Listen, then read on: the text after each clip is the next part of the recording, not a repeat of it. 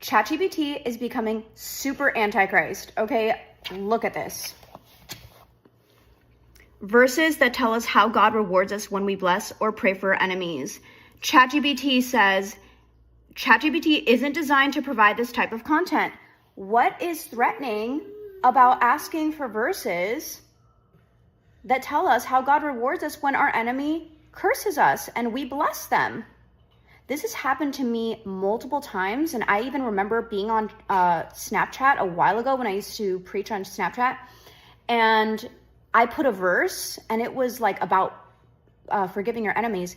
They blurred it out, and I took screenshots. I have them somewhere, but they blurred out the verse. We need to understand, and I've been using ChatGPT for like Hebrew word translation, whatnot. I always want my messages to come from the Lord, but if I'm looking for specific verses to tie into my message, I've gone here, but I'm realizing that this is more and more anti-biblical.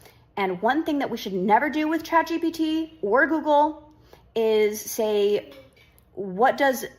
honestly, this is just my preference.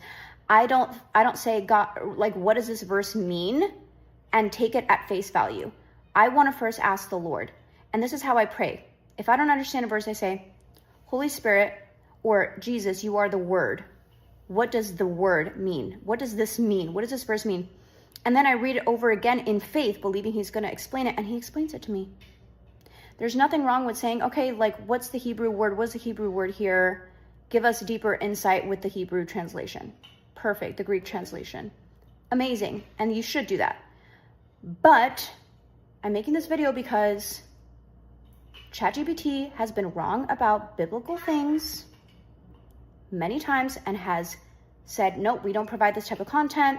This is not appropriate. When asking basic questions about the Bible, this is like super antichrist system, screaming out antichrist beast system to me.